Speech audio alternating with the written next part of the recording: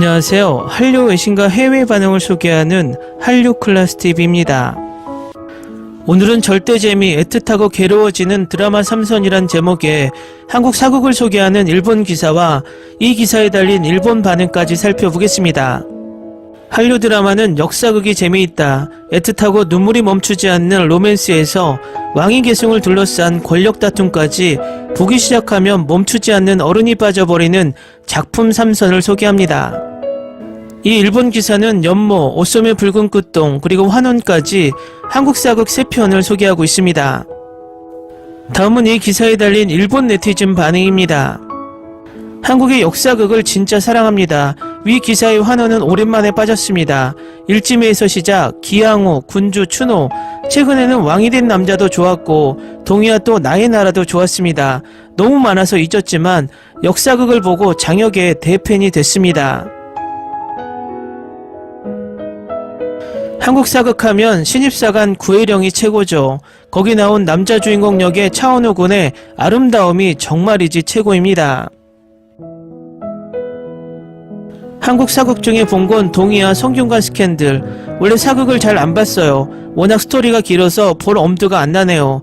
동의는 60회나 되는데도 보다가 졸린 적도 한 번도 없었고 정말 재밌었어요. 사극을 진지하게 본 건 동의가 처음이었어요. 최근 즐겨보는 건 사극이 아니라 호텔 델루나. 곧 13회를 볼 예정이라 이대로 끝나는 게 좀 아깝다는 기분이 듭니다. 저도 호텔 델루나 너무 좋아합니다. 이 모든 사극이 다 넷플릭스 독점인가? 그럼 난 볼 수가 없다. 제가 가장 좋아하는 애틋한 어른 드라마는 사임당입니다. 일생을 담은 오랜 연애 드라마지만 이영애가 실존했던 여류화가 사임당으로 거듭난 주인공 1인 역을 연기합니다. 많은 배우가 환생 후 두 배역을 맡아서 누가 누구를 환생했는지 살펴보는 것도 즐거웠네요. 사임당은 요즘 마침 매일 10시 55분부터 BS 텔레비전에서 방영 중입니다. 사극이라고 하면 역시 동의 아닐까요? 위에 나온 작품도 다 좋았지만 최근에 본 것 중엔 슈룹도 참 좋았어요. 완전 빠져버렸어요. 왕비 역을 맡은 김혜수 씨가 빛나고 있었습니다. 따뜻한 마음을 느낄 수 있는 사극이었어요. 김혜수 씨의 20년 만의 TV 사극이었네요. 전 선덕 여왕이요. 오열할 정도로 보면서 울었어요.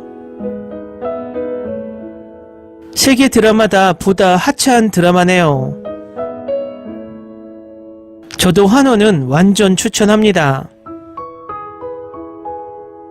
저는 연모 오소메 붉은 끝동까지 봤는데 환호는 처음 5화까지 보다가 좌절했어요. 더 참고 보면 재밌으려나요? 개인적으로는 연모가 제일 좋았습니다. 환혼 좋아요. 시즌2도 있네라고 생각해서 좌절할 것 같았지만 계속 봤더니 너무 재밌고 좋았습니다. 제발 환혼 다시 한번 봐주세요. 너무 빠져서 저는 3번 반복해서 시청했어요. 저는 무신을 좋아했어요. 연모의 우영우 변호사를 보니까 박은빈의 연기 분위기가 너무 다른 사람 같아서 정말 대단하다고 느꼈어요. 저도 우영우가 연모의 여주인공이라고 해서 충격이 엄청 났어요. 정말 도저히 같은 사람이 연기하고 있다고는 생각되지 않죠. 브람스를 좋아하시나요도 봤는데 이쪽도 위에 두 사람과는 전혀 다른 역할이어서 박은빈 씨의 연기력이 정말 놀라울 따름입니다. 처음으로 한국 배우에게 푹 빠져버렸어요.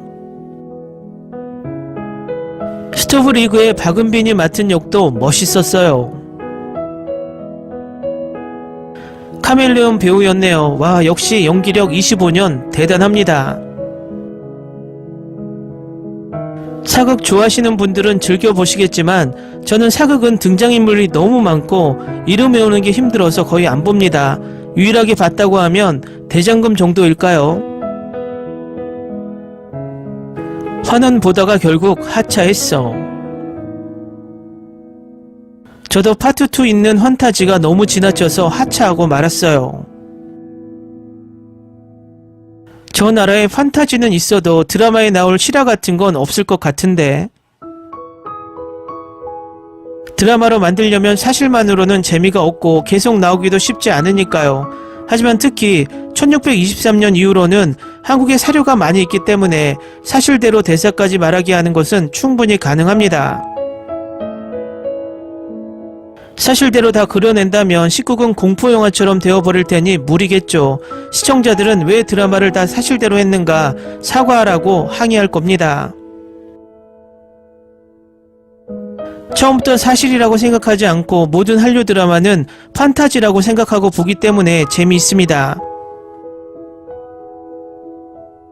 어디까지나 실화를 바탕으로 한 소재니까요. 아무리 한국 드라마 팬이라도 진심으로 실화라고 생각해 보는 사람은 한 명도 없으니까요. 일본에서는 한류 드라마가 많이 나오는데 몇 년 전까지만 해도 한국에서는 일본 드라마나 영화의 방송이 상영이 금지됐는데 지금은 어떤가요? 난 아직도 이산을 못 잊어. 이서진과 한지민의 조합이 최강이었어. 재방송을 몇 번이나 봤는지 대수역을 맡은 사람도 엄청 좋아했어. 옷소매 붉은 끝동보다 이산이 더 애틋했죠. 이산은 2007년에 방송한 거니까 꽤 오래됐네요. 공주의 남자도 보면 가슴이 뜨거워집니다. 강력 추천합니다. 다른 건 잘 모르지만 추노는 다들 꼭 보세요. 평소에 드라마에 거의 관심이 없는 저였는데 추노를 보고 나선 DVD와 사운드 트랙까지 샀어요. 환원 정말 최고입니다. 진짜 빠져들어요. 염색 기술이 없던 나라인데 사극에서 저런 형형색색의 의상이라니 그러면 괴로워진다고. 실제로는 흰색 옷밖에 없었던 것 같아서 저도 컬러풀하고 폴리에스테르와 같은 원단이 나오니까 처음엔 어색했거든요. 근데 지금은 익숙해져서 즐길 수 있지 않을까 하고 다시 보고 있어요. 댓글 반응 잘 보셨나요? 댓글을 보면 한류를 좋아하는 K드라마 팬과 한류를 무조건 까려는 일본 우익들이 뒤섞여 있습니다. 조선시대에 염색 기술이 없었다고 하는데 한국 과거의 구석기 시대 동굴벽화는 광물을 염료로 그렸고 신석기 시대 때는 청색 직물까지 발견되었는데 생각하는 것이 초등학교 수준도 안 되네요. 조선시대 천연 염색 기술이 얼마나 다양했는지조차 모르고 아무 말 대잔치를 합니다. 그런 넷 우익들의 댓글을 보다 보면 이런 생각이 듭니다. 정말 한류가 일본을 장악하면 어쩌지 하는 불안감이 보인다는 것입니다. 그래서 어떤 수단과 방법을 가리지 않고 빈정대는 투로 악플을 다는 것이죠. 그런데 정말 관심이 없고 재미없게 봤다면 일반적인 사람들은 댓글 자체나 기사에 클릭조차 하지 않습니다. 결국 그들은 악플을 달기 위한 댓글을 시도한다는 것입니다. 뭐 이런 부류의 사람들은 한국에도 많이 있긴 합니다. 한류클래스TV는 한류 외신과 해외 반응을 꾸준히 쫓아가 보겠습니다. 재밌게 잘 보셨나요? 여러분의 구독, 좋아요, 댓글, 알람 설정은 컨텐츠 제작에 큰 힘이 됩니다. 그리고 항상 하시는 일마다 대박 나시고 행복하시길 바랍니다.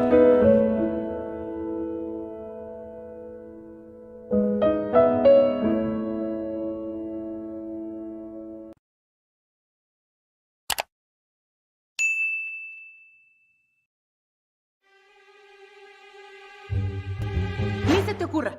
Olvida el ganso y los tomates. No hables de las ballenas. No es un acuario. No actúes como tonta. Sé que eras una genio. ¿Sí?